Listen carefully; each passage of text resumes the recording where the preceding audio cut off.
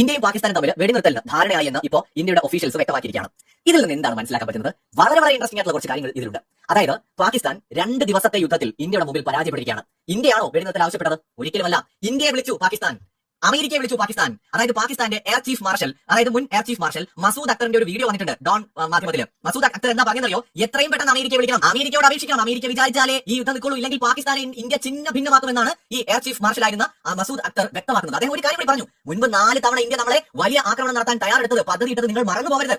അങ്ങനെ ഒരു കാര്യം അദ്ദേഹം പറഞ്ഞു. അതിന്റെ അർത്ഥം എന്താണെന്നറിയോ? മുൻപ് 4 തവണ നമ്മൾ പണി കൊടുക്കാൻ തീരുമാനിച്ചപ്പോഴും ഇന്ത്യയുമായിട്ടുള്ള സൗഹൃദത്തിന്റെ പുറത്ത് അങ്ങനെ പക്ഷേ അമേരിക്ക തന്നെയായിരിക്കും വേണ്ട, അത്രയും വലിയൊരു ആക്രമണത്തിലേക്ക് പോകണ്ട എന്ന് പറഞ്ഞിട്ടുണ്ടാവുക എന്നാണ് എനിക്ക് തോന്നുന്നത്. നമുക്കറിയില്ല അങ്ങനെ ഉണ്ടായിട്ടുണ്ടോ എന്ന്. പക്ഷേ 4 തവണ ഇന്ത്യ ആക്രമിക്കാൻ പദ്ധതിയിട്ടു. ഇപ്പോൾ ഇന്ത്യയുടെ കയ്യിൽ നിന്ന് രക്ഷപ്പെടണമെങ്കിൽ അമേരിക്കയുടെ മുമ്പിൽ പോയി അപേക്ഷിച്ചാലേ പറ്റൂ എന്ന് പാകിസ്ഥാന്റെ മുൻ എയർ ചീഫ് മാർഷൽ മുന്നറിയിപ്പ് കൊടുത്തിരിക്കുകയാണ്. ആലോചിച്ച് നോക്കണം. പാകിസ്ഥാൻ ഇന്നലെയും മെനഞ്ഞാന്നുമായിട്ട് കിട്ടിയ അടിയുണ്ടല്ലോ, അമ്മാതിരി അടിയാണ് കിട്ടിയത്. ഞാൻ അതുകൊണ്ടാണ് പറഞ്ഞത് നമ്മുടെ മാധ്യമങ്ങൾക്ക് റിപ്പോർട്ട് ചെയ്യുന്ന പരിമിതിയുണ്ട്. കാരണം പാകിസ്ഥാനിൽ എന്ത് നടക്കുന്നത് നമ്മൾ എങ്ങനെ അറിയും? ഇപ്പൊ ഇന്ത്യയിലെ മാധ്യമപ്രവർത്തകരെല്ലാം റിപ്പോർട്ടേഴ്സ് എല്ലാം എവിടെയാണ് നിൽക്കുന്നത്? കാശ്മീരിലും രാജസ്ഥാനിലൊക്കെയാണ്. നമ്മൾ അതിർത്തി ഗ്രാമങ്ങളിലാണ് നിൽക്കുന്നത്. അപ്പൊ ഇന്ത്യയിൽ നടക്കുന്ന കാര്യങ്ങളെ അവർക്ക് റിപ്പോർട്ട് ചെയ്യാൻ പറ്റൂ. നമ്മൾ ഇവിടുന്ന് അങ്ങോട്ട് കൊടുക്കുന്ന അടി എങ്ങനെ അറിയും? നമ്മൾ അറിയാൻ പറ്റില്ല. അവിടെയുള്ള വഴി അവിടെയുള്ള ആളുകൾ വീഡിയോ എടുക്കണം, അല്ലെങ്കിൽ അവിടെയുള്ള പത്രങ്ങൾ വാർത്താ ചാനലുകൾ റിപ്പോർട്ട് ചെയ്യണം. സകലം മൂടി വെച്ചാൽ നോക്കുകയാണ് അവർ കിട്ടിയ ഓക്കെ. പാകിസ്ഥാന്റെ നട്ടൽ ഒടിച്ചു ഇന്ത്യ 2 ദിവസം കൊണ്ട്. 2 ദിവസം കൊണ്ട് പാകിസ്ഥാൻ മനസ്സിലായി ഇന്ത്യയുമായി ഇനി നിൽക്കാൻ പറ്റില്ല, പിടിച്ചു നിൽക്കാൻ പറ്റില്ല. അങ്ങനെ പാകിസ്ഥാൻ ഇങ്ങോട്ട് ഇന്ത്യയെ വിളിച്ച് യുദ്ധം അവസാനിപ്പിക്കുന്നതിനെ കുറിച്ച്, വെടിനിർത്തൽ കരാർ ഉണ്ടാക്കുന്നതിനെ കുറിച്ച് റിക്വസ്റ്റ് ചെയ്തു. അമേരിക്കയോട് വിളിച്ചു പറഞ്ഞു. ട്രംപിന്റെ ട്വീറ്റ് വന്നിരിക്കുകയാണ്. അതായത് അമേരിക്കയുടെ മധ്യസ്ഥതയിലാണ് ഇത് ഉണ്ടായിരിക്കുന്നത് എന്നാണ് ട്രംപ് പറയുന്നത്. അമേരിക്കയുടെ മധ്യസ്ഥതയിലാണോ എന്ന് എനിക്കറിയില്ല, ട്രംപ് അങ്ങനെ പറയുന്നുണ്ട്. എന്താണെങ്കിലും ഇപ്പോൾ നമുക്കൊരു കാര്യം മനസ്സിലായി. ഇത്രയേ ഉള്ളൂ പാകിസ്ഥാൻ. ഇന്ത്യ ഒന്ന് ആത്മാർത്ഥമായിട്ട് ഇറങ്ങി തിരിച്ചപ്പോ പാകിസ്ഥാന്റെ ഫ്യൂസ് ഊരി. ഇപ്പൊ അവർക്ക് ഒരു യുദ്ധവും വേണ്ട, ആണവായുധം ഉപയോഗിക്കേണ്ട, ഒന്നും വേണ്ട. അമേരിക്കയുടെ മാർക്കോ റൂബിയോ അദ്ദേഹം പറഞ്ഞിരിക്കുന്നത്, അദ്ദേഹവും അതുപോലെ തന്നെ JD വാൻസ് ഉൾപ്പെടെയുള്ളവർ നരേന്ദ്രമോദിയും പാകിസ്ഥാൻ പ്രധാനമന്ത്രിയും ഒക്കെ ആയിട്ട് ചർച്ച നടത്തി, വിദേശകാര്യ മന്ത്രിമാരുമായിട്ട് ചർച്ച നടത്തി,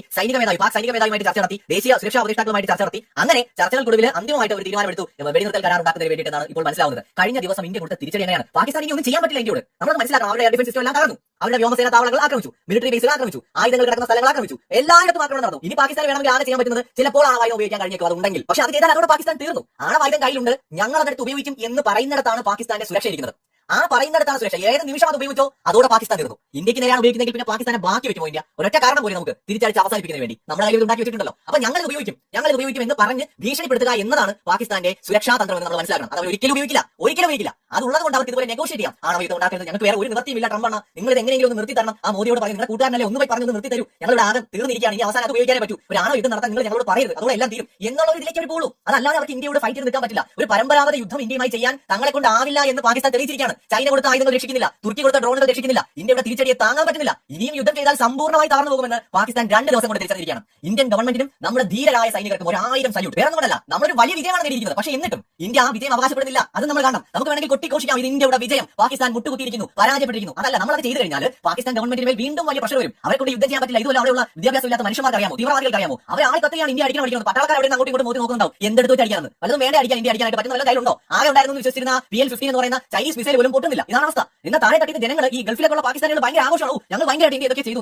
അവിടെ ഇരിക്കുന്ന പട്ടാളക്കാർക്ക് അറിയാം എന്താണ് അവർ അനുഭവിക്കുന്നത്. എടുത്ത് പൊട്ടിക്കാൻ ഒരു പൊട്ടാസ് പോലും ഇല്ലാതിരിക്കുന്ന അവസ്ഥയിൽ ഇന്ത്യയുമായിട്ട് യുദ്ധം ചെയ്യണം പോലും. ഇതൊന്നും സാധാരണ ജനങ്ങൾക്ക് അറിയില്ല. അപ്പൊ ഇന്ത്യ വിജയം ഘോഷിക്കുകയാണെങ്കിൽ പാകിസ്ഥാനികൾ വീണ്ടും എന്ത് ചെയ്യും? ഗവൺമെന്റിന് മേൽ സമ്മർദ്ദം ചെലുത്തും. പിന്നെയും അവരെ ബോധ്യപ്പെടുത്താൻ പലതും ചെയ്യേണ്ടി വരും അവർക്ക്. അതുകൊണ്ട് ഇന്ത്യ പക്വതയോടെ വെടിനിർത്തൽ കരാറിന് ഇപ്പോൾ സമ്മതിച്ചുകൊണ്ട് തൽക്കാലം വിട്ടേക്കാണ് വീണ്ടും പാകിസ്ഥാനെ. സത്യത്തിൽ അമേരിക്ക എല്ലാ കാലവും പാകിസ്ഥാന്റെ രക്ഷകരായിട്ട് വരികയാണ്. ഇത്തവണയും അമേരിക്ക തന്നെയാണ് സത്യത്തിൽ പാകിസ്ഥാന്റെ രക്ഷകരായത്. ഇല്ലെങ്കിൽ പാകിസ്ഥാന്റെ അവസ്ഥ എന്താകുമെന്ന് ഒരു പിടിയില്ല. ഇനി ബലൂചിസ്ഥാൻ, അത് വേറെ വിഷയമായിട്ട് അവിടെ കത്തിക്കൊണ്ടിരിക്കുകയാണ്. അതിനെക്കുറിച്ച് മറ്റൊരു വീഡിയോയായിട്ട് വരാം. തൽക്കാലം ബൈ.